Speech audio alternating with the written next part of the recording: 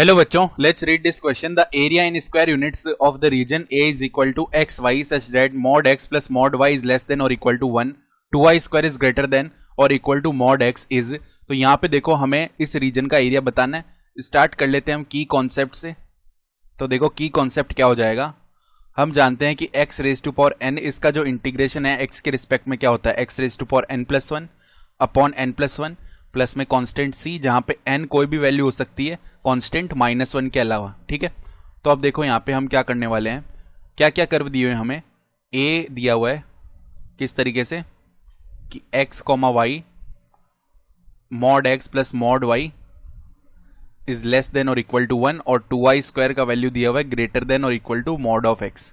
तो अगर हम यहाँ पे एक कर्व ड्रॉ करना चाहें तो देखो हमने बोल दिया कि ये हमारा क्या है, y एक्सिस है इस तरीके का, और ये हमारा क्या है, x एक्सिस है।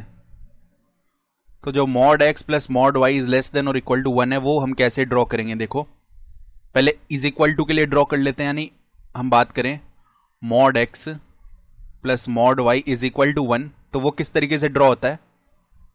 फर्स्ट क्वाड्रेंट में लाइन ऐसे जा रही होगी, ये पॉइंट 1,0, ये पॉइंट 0,1। ठीक है, ऐसे ड्रॉ होगा फर्स्ट क्वाड्रेंट में। फिर सेकेंड क्वाड्रेंट में ऐसे जा रही होगी, थर्ड क्वाड्रेंट में कुछ ऐसे जा रही होगी, और फोर्थ क्वाड्रेंट में कुछ ऐसे जा रही होगी। ठीक है, ये जो पॉइंट है ये क्या हो जाएगा, 0,-1 हो जाएगा। ये जो पॉइंट है ये -1,0 हो जाएगा। ठीक है, तो अब हमें लेस देन और इक्वल टू 1 करना है, तो इसका मतलब इसके अंदर वाला रीजन लेना है। ठीक है, तो हम क्या करते हैं, अंदर वाला रीजन ले लेते हैं। तो ये पूरा हाईलाइटेड पोर्शन हो गया। ठीक है, तो अब तक तो ये हमारा ये वाला रीजन आ चुका है जो कि हाईलाइटेड है पूरा, यानी इसके अंदर वाला रीजन। अब हम जो दूसरा कर्व है उसकी बात कर लेते हैं। तो दूसरा कर्व देखो क्या दिया हुआ है हमें। दूसरा जो कर्व है वो हमें दिया हुआ है कि 2y square is greater than और equal to mod of x। तो अगर x का वैल्यू देखो यहां से किस तरीके के कर्व आने वाले हैं, अगर हम इक्वल के लिए ड्रॉ कर ले वापस, तो y square is equal to mod x by 2, ऐसा सा करवाएगा। तो ये क्या आएगा, एक पैराबोला टाइप में आएगा, जो कि एक तो इस तरीके से बनेगा, इस तरीके से जाने वाला है, और एक इस तरीके से जाने वाला है। ठीक है, और इसी तरह ये ऐसे जाएगा और ऐसे जाएगा, क्योंकि मॉड लगा हुआ ना तो दोनों साइड बनेगा ये। ठीक है, तो अब ये क्या बोल रहा है कि y स्क्वायर का वैल्यू ग्रेटर देन होना चाहिए। तो ग्रेटर देन का मतलब क्या है कि बाहर वाला पोर्शन, बाहर वाला पोर्शन मतलब देखो, अब अगर इसको भी बनाना चाहें हम, इसका मतलब क्या है कि ये बोल रहा है बाहर वाला पोर्शन, तो हमें ये वाला पोर्शन लेना है पूरा, जो कि इससे बाहर निकल रहा है। ठीक है, पूरा बाहर वाला पोर्शन। सेम नीचे भी पूरा बाहर वाला पोर्शन आएगा। ठीक है, अब हम ध्यान से देखें तो हमें इन दोनों का कॉमन पार्ट लेना पड़ेगा। ठीक है, तो पहले तो हमें क्या बोल रहा था कि इसके अंदर रहना है और इसके बाहर रहना है। तो इन दोनों में कॉमन क्या आ रहा है, ये वाला जो पोर्शन है ना, ये वाला पोर्शन दोनों में कॉमन आ रहा है। सेम नीचे भी ये वाला जो पोर्शन है ना, ये दोनों में कॉमन आ जाएगा। तो हमें क्या करना है, इस पोर्शन का एरिया फाइंड आउट करना है। ये हमारा क्या है, 0,0 है, ये तो हमें पता है। इस पॉइंट को हम ए बोल लेते हैं। तो अगर हमें ए के कोऑर्डिनेट्स चाहिए, तो देखो ये कर्व कौन सा है, ये कर्व है y square is equal to क्या है, ये x बाई 2 है। ठीक है, या x का वैल्यू हम डायरेक्टली 2y स्क्वायर बोल सकते हैं, x is equal to 2y square, ये कर्व है। और यहाँ पे ये जो लाइन है ना, ये क्या है, x plus Y is equal to 1 है। तो हम क्या करते हैं, इन दोनों को अगर सॉल्व कर लेंगे तो a पॉइंट के कोऑर्डिनेट्स आ जाएंगे।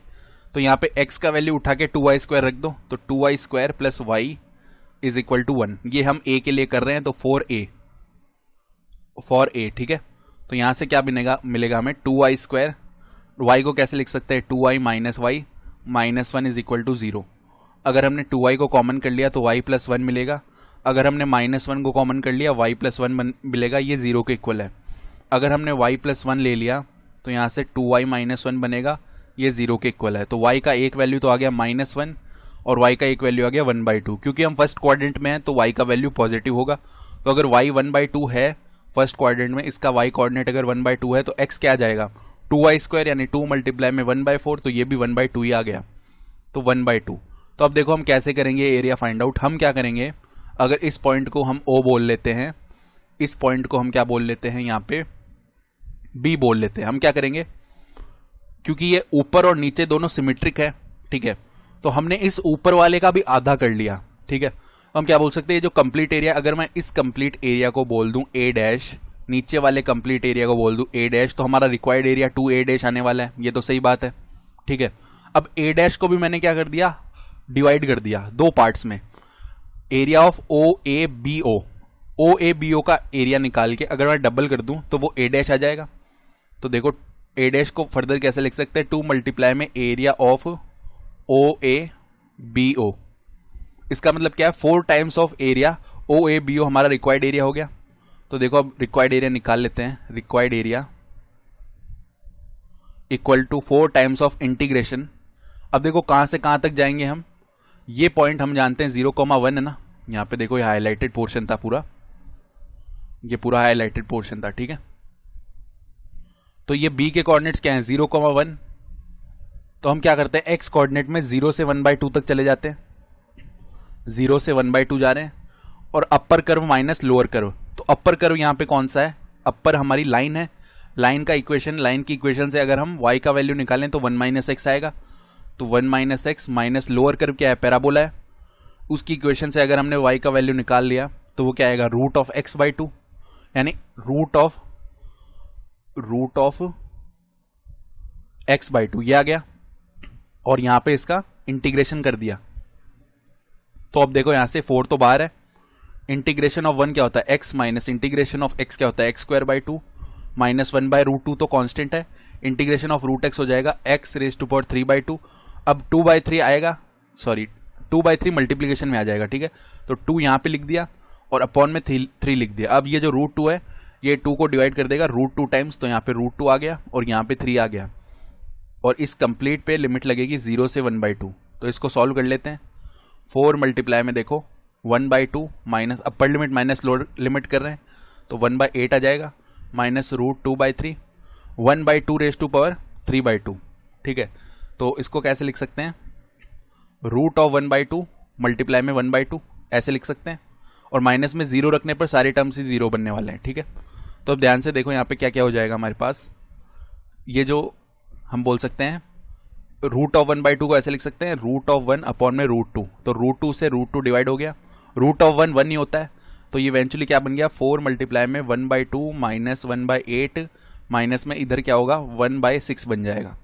तो इज इक्वल टू देखो अब यहाँ पे ये जो वैल्यू है ये क्या बनेगा, अगर हम 24 ले ले एलसीएम, ठीक है, बाहर 4 है और यहाँ पे 12 आ जाएगा, माइनस यहाँ पे 3 आ जाएगा, माइनस यहाँ पे 4 आ जाएगा, 12 माइनस 4 8 होता है, 8 माइनस 3 5 होता है, यानी 5 अपॉन में 4 डिवाइड कर देगा 24 को 6 टाइम्स, तो 5/6 और स्क्वायर यूनिट्स, ये हमारा रिक्वायर्ड आंसर हो गया। तो अगर हम ऑप्शन देखना चाहें तो ऑप्शन सी यहाँ से हमारा सही ऑप्शन हो गया। I hope you understood this explanation, best of luck.